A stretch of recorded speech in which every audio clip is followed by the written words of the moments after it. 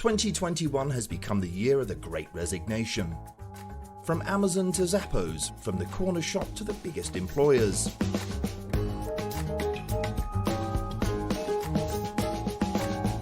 So how do you deal with this huge challenge and motivate your staff to stick around rather than jump ship?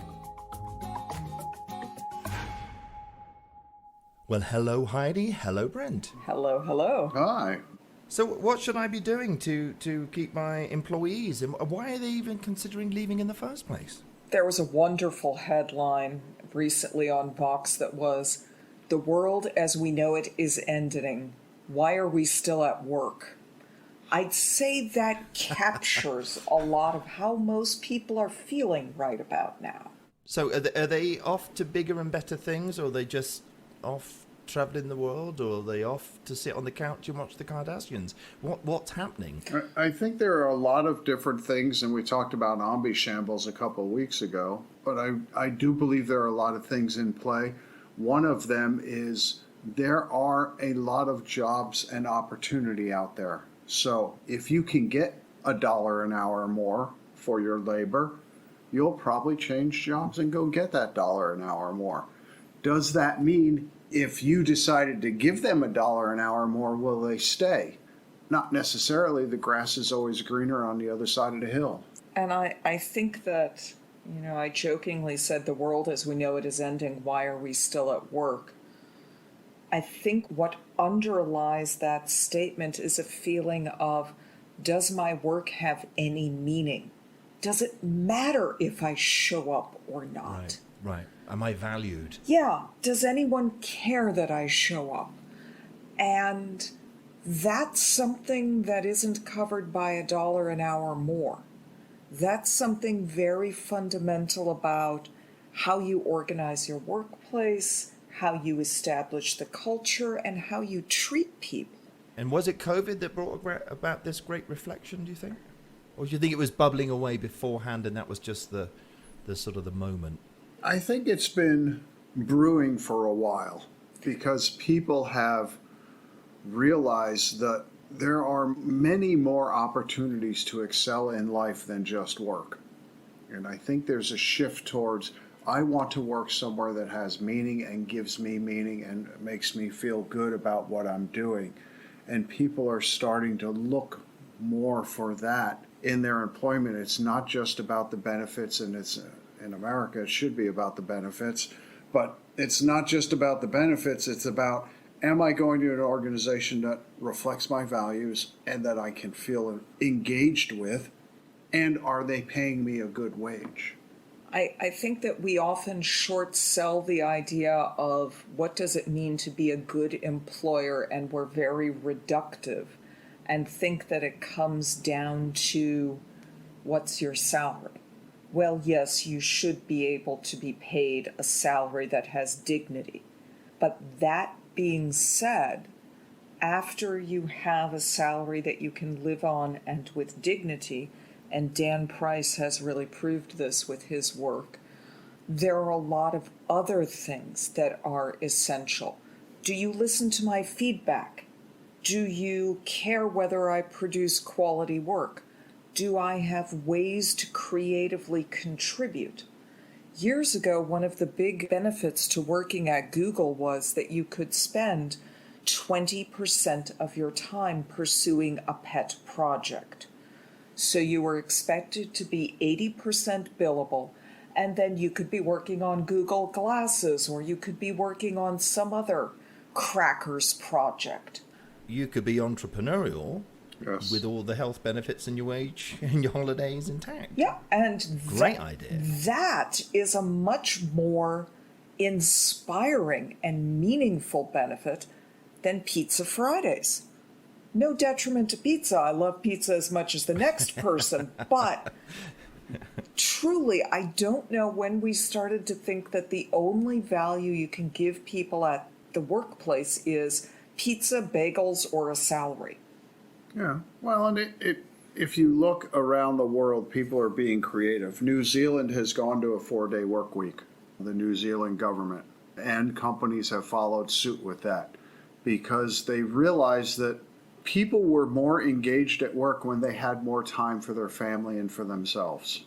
So that's one way of doing it is, can you modify the benefit and the work structure to give people that meaning and allow them to have that? So were those employees then more focused for the 4 days they were at work? And more productive. More productive. Yeah. More productive. Yeah. Which is what they saw, and they wanted to monitor that to make sure that this just wasn't a pandemic effect. And I think that there's something fundamental in the idea that human beings want to work. We want our existence to matter. I was watching something on Japanese TV that was interviewing people who had made it out of homelessness in Japan, and the person was saying, it feels so good to have a job because what I do has purpose. And every single human is looking for that. At the same time, we're cooked. You can't go to the grocery store without making 3 risk analysis decisions. Oh, should I order this online? Could I order it to pick up at the drive-thru? Could I instead? How many masks do I wear? Is it Tuesday? Do we have sunspots?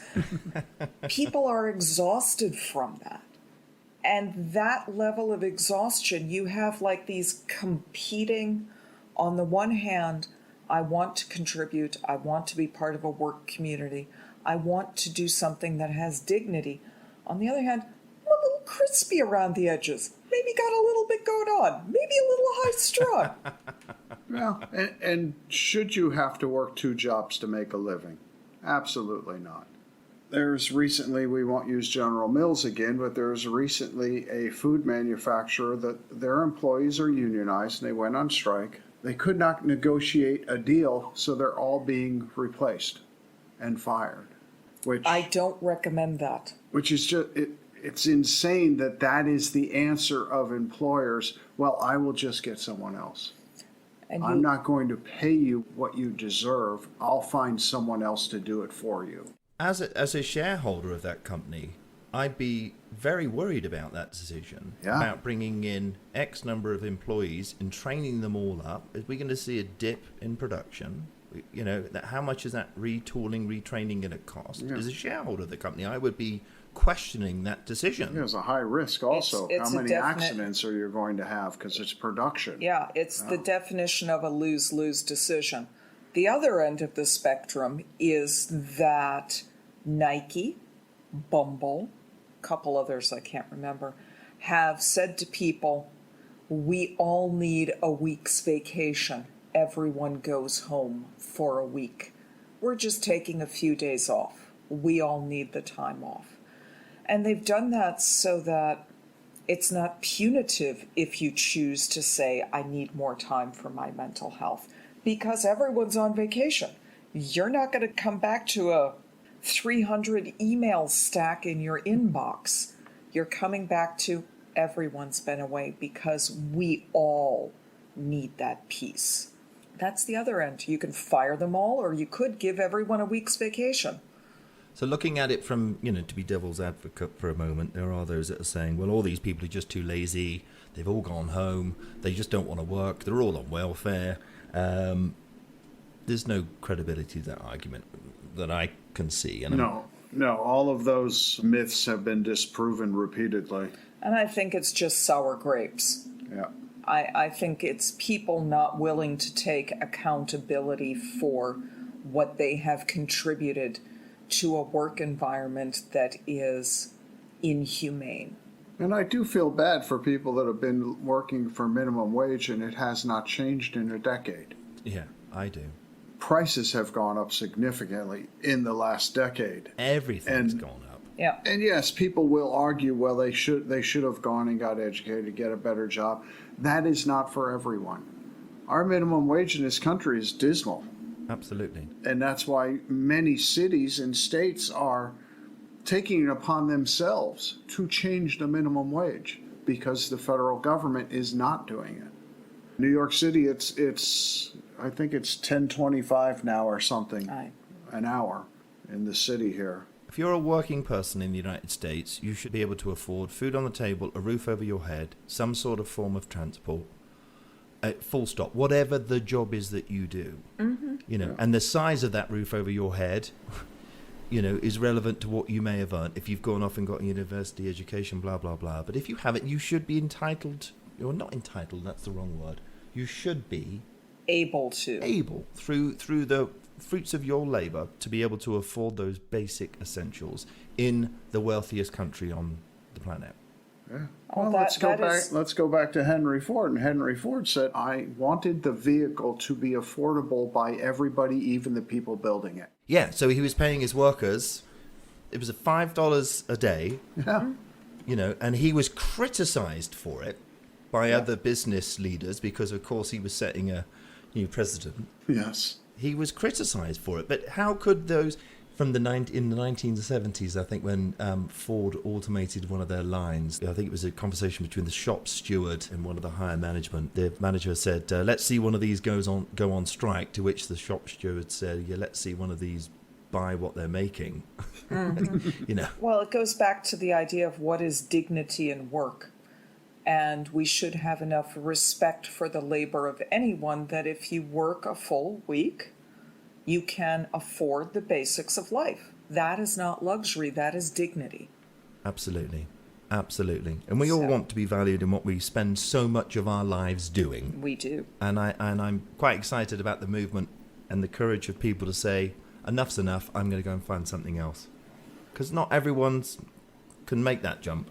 I think that where we're at is it falls to organizations right now to figure out how you make your place a dignified space to work through offering a better culture and a better environment so that you do not end up with your staff resigning.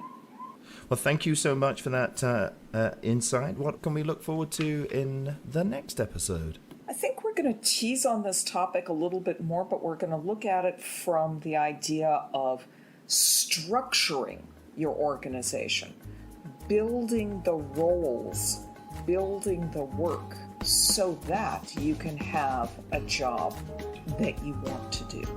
Excellent. We need creative managers, creative business leaders. Or business consultants who just happen to specialize in organizational design. Oh, yeah, I think I know a couple of those. They're very good. Yeah. Well, thank you so much, Heidi and Brent, and I look forward to seeing you next week. See you next week. See you next week.